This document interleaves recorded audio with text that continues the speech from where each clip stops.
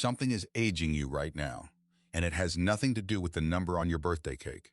Science measures age in cells, in telomeres, in the slow turning of biological clocks.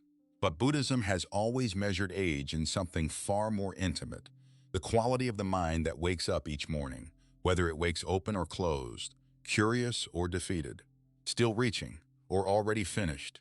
And here is what no one tells you plainly enough. Time is not your greatest enemy.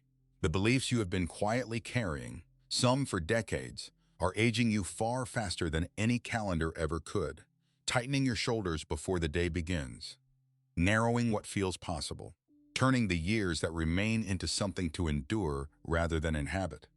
These beliefs were never chosen consciously. You did not sit down one morning and decide to carry them. They were absorbed from culture, from loss, from survival, so quietly, so gradually, that they stopped feeling like beliefs at all. They began to feel like simply the way things are. The Buddha observed something that has stayed with me for years. Two people can live the same number of years and inhabit completely different inner ages. One moves through life with a lightness that has nothing to do with what life gave them. The other carries a heaviness that no amount of comfort seems to lift. The difference, he pointed out, was never the life itself. It was what the mind chose to hold on to inside that life. Today, we are going to name 6 of those silent beliefs, not to judge them, not to feel ashamed of them, but because you cannot set down what you have never clearly seen. And I want to tell you something before we begin. The 6th belief is the one almost no one talks about openly. But in my experience, it is the one quietly costing people the most. Let's begin with the belief that lives closest to the surface, the one that doesn't wait for a difficult moment to appear, the one that shows up before you've even finished your morning coffee. Belief 1. My best years are behind me. Notice what happens the next time someone near you mentions a trip they are planning, a language they have started learning, or a new chapter they are stepping into. Before any words leave your mouth, before you have even decided how you feel, something moves inside, a quiet contraction, a small internal closing, and somewhere beneath it, a thought that never quite makes it to the surface. That's not for someone like me anymore. Not spoken, not even fully formed, just felt, and then immediately buried under something more practical, more reasonable, more polite. This is how the belief arrives. Not in a single dramatic moment of surrender, but in 100 small ones, a course not enrolled in, an invitation not accepted, a dream quietly moved from the someday shelf to a shelf with no name at all. And each small surrender feels so minor, so sensible in the moment, that you barely notice it happening. Until one day you look up and realize the world has quietly sorted itself into 2 categories: things that are still for you and things that no longer are. In Buddhist teaching, this process has a name. It is called Saññā, perception, the mind's deep habit of labeling experience before it has fully arrived. We encounter a possibility, and before we have actually sat with it, before we have let it breathe, the mind has already sorted it, possible or not possible, mine or not mine, then or now. And here is where the suffering begins, not in the aging itself, but in the perception of aging arriving years, sometimes decades, before the body has asked for it. The mind closes doors that the body has not yet reached. I want to offer you a distinction that changed something in me when I first truly understood it. The end of a chapter is not the end of the book. Ripening is not the same as declining. A fruit does not become less when it deepens in sweetness. It becomes more fully itself. And a life with fewer years ahead is not automatically a smaller life. It can be, if you allow it, a deeper one. More distilled, more honest, more awake to what has always mattered most. Think of a river. It does not slow as it approaches the ocean and begins to mourn the distance it has traveled. It widens.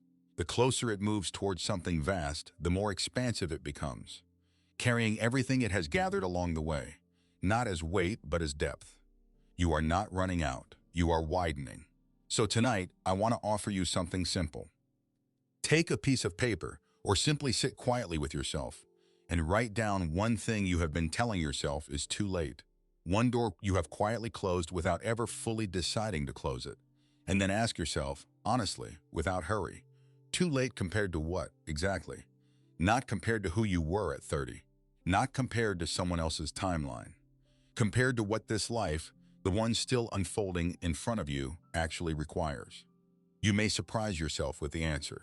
But if this first belief lives in how we see the future, in what we allow ourselves to reach for, the second one lives somewhere more immediate and, in many ways, more painful. It lives in how we see ourselves right now, in this body, on this ordinary morning, every single day. Belief 2. I am what my body can no longer do. There is a particular kind of moment that almost everyone knows, but almost no one talks about. You catch your reflection somewhere unexpected, not in your own mirror, where you have learned to look in a certain way, at a certain angle, with a certain preparation, but in a shop window as you pass, or in a photograph someone else took without warning, the kind where you are laughing, present, fully alive, inside the moment, and then you see it and something in you goes quiet. The face looking back is not the face you still feel like inside. And then comes something even quieter than the observation itself. A kind of apology that rises before you have even decided to feel it. Sorry, I cannot walk as fast as I used to. Sorry, I need to sit down. Sorry, I am not what I was. An apology to others sometimes. But more often, and this is the part worth looking at honestly, an apology to yourself. A low-grade sense of having let something down. Of being in a body that is no longer performing to the specifications you set for it perhaps 30 or 40 years ago, in a season of life that no longer exists. This is not vanity. It runs much deeper than that. It is the confusion of identity with form, of you with what you can do. In Buddhist teaching, the physical body is called rupa, form. It is one of the 5 aggregates that together create the experience of being a person. One of 5, not the whole, not even the most essential. And yet most of us, without ever consciously deciding to, build our sense of self almost entirely around it. Around what it looks like, what it can lift, carry, climb, and endure, how quickly it moves through a room. So when the body changes, as all bodies do, as all bodies must, it does not feel like a natural transition. It feels like a personal failure, like something has been taken that was yours by right. But here is the distinction I want you to sit with. The body changing is not the body failing. These are not the same thing, even though the mind treats them as if they are. What is actually shifting is not you. It is a particular version of you that was always, from the very beginning, temporary. The version that could run without thinking. That recovered quickly. That moved through the world in a way that required no patience. That version was real. It deserves to be honored, but it was never the whole of you. And its passing does not diminish what remains. You are not less because you move more slowly. You are simply moving at the speed that wisdom tends to require, unhurried enough to actually notice what is here.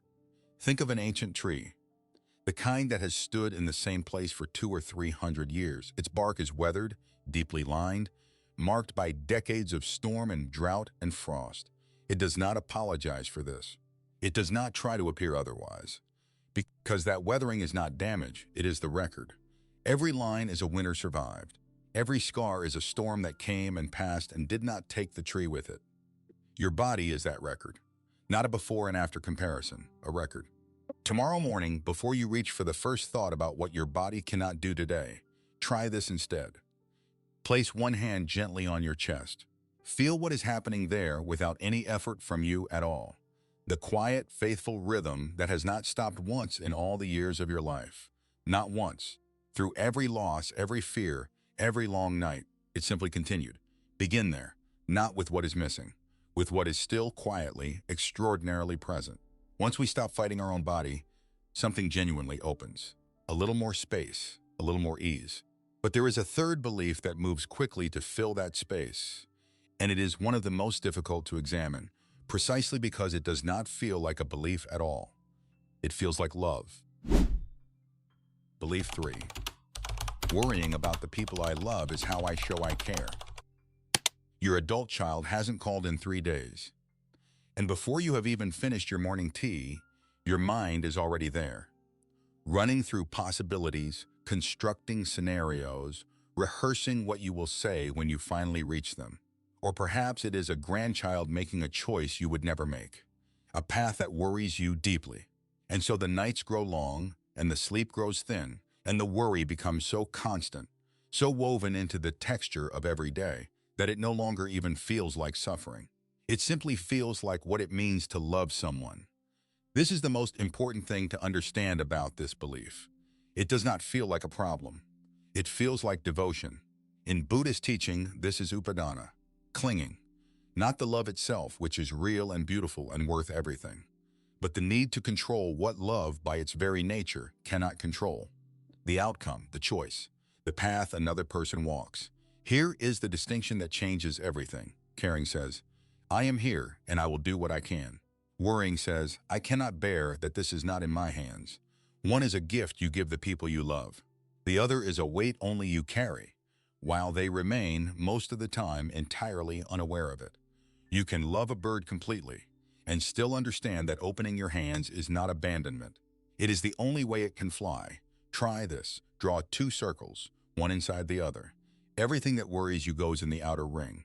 Then ask, what can I actually do something about today? That inner circle alone deserves your energy. Releasing worry is one of the most loving things you can do, for others and for yourself. But the 4th belief makes even that feel dangerous, because it goes to the very heart of who you think you are.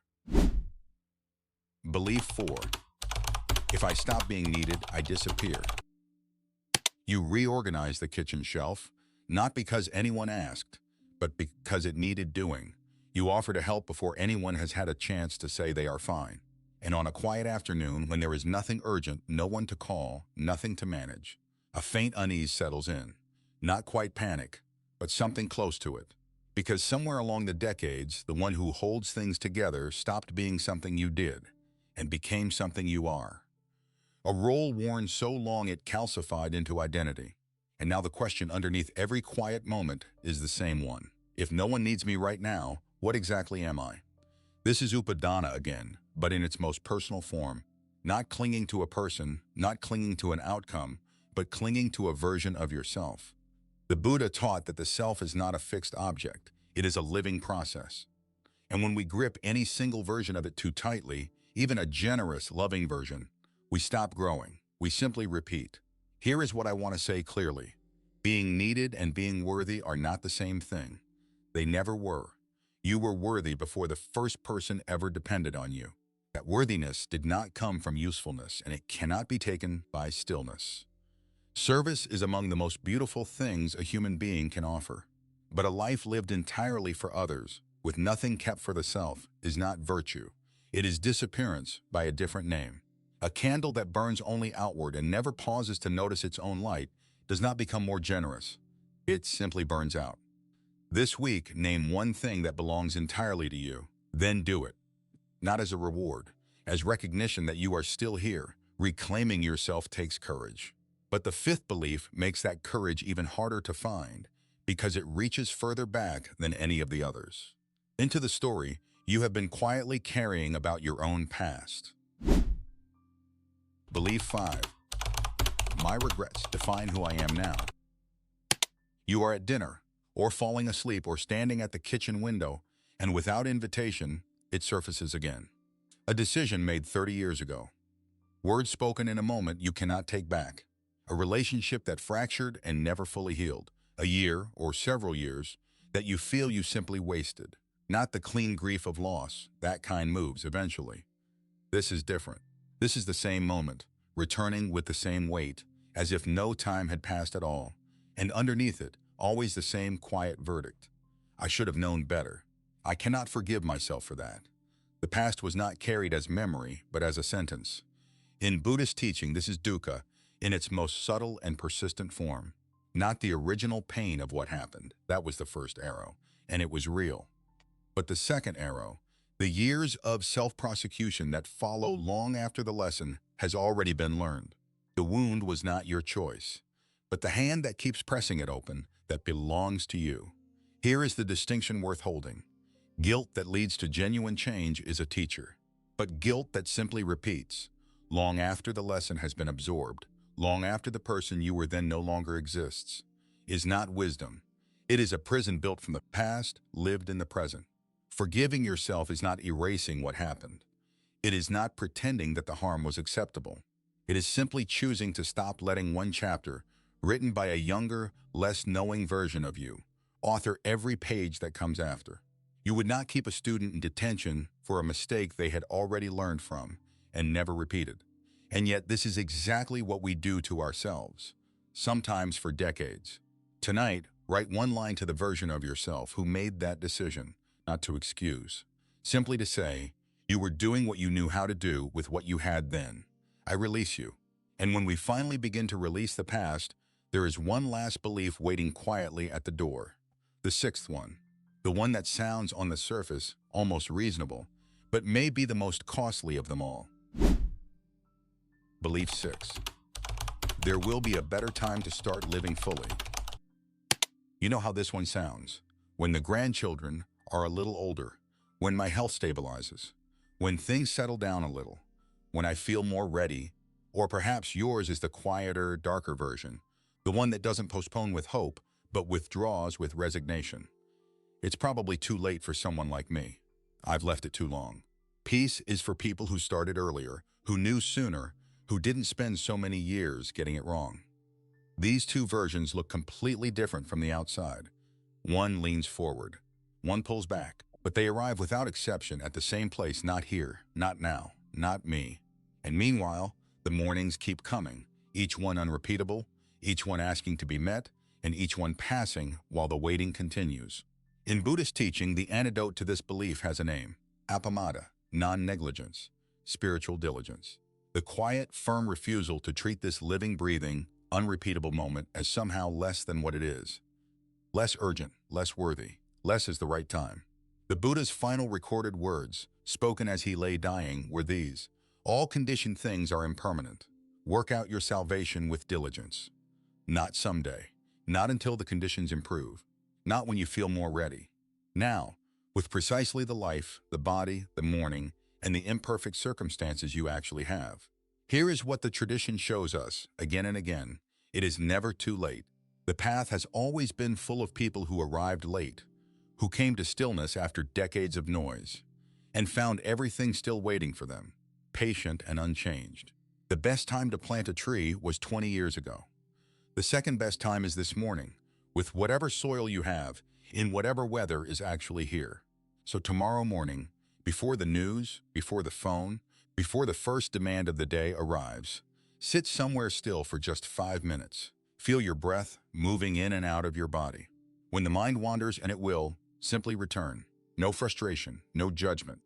Just return. That is the whole practice. And that is where everything, without exception, begins. 6 beliefs. 6 quiet weights that have been aging you from the inside, long before time ever had the chance. And now, let's bring this home. We began today by saying something is aging you that has nothing to do with time. Now we can name it more precisely. Not the years, not the body, but the mind that has been quietly holding these 6 things, without ever being asked to, without ever consciously deciding to. Simply because holding them once made sense.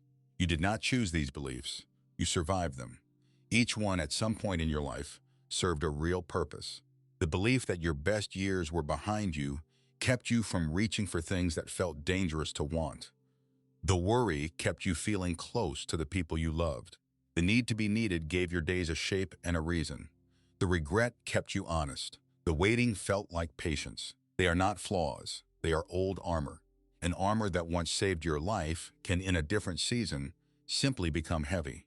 So let me offer you these 6, one final time, not as beliefs to be ashamed of, but as weights you are now free to set down. Every morning is a beginning. You are vaster than any form. Trust is the deeper love. You were always more than your usefulness. The past was a teacher, not a sentence. There is only ever this one moment. You are not aging too fast.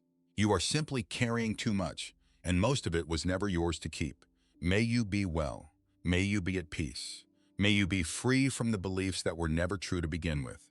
If this space has offered you something today, not just in this moment, but the kind of something you might need again on a heavier morning when the old beliefs come back, and you need to remember there is another way. Consider subscribing, not for the number, for yourself, as a quiet commitment to keep returning to what matters. And if something in this video is what you have been carrying, A like lets me know it reached you. If someone came to mind while you were watching, please share this with them. Sometimes the kindest thing we can offer the people we love is simply words that name what they have never quite been able to say alone. And in the comments, I want to ask you one thing. Which of these 6 beliefs have you been carrying the longest?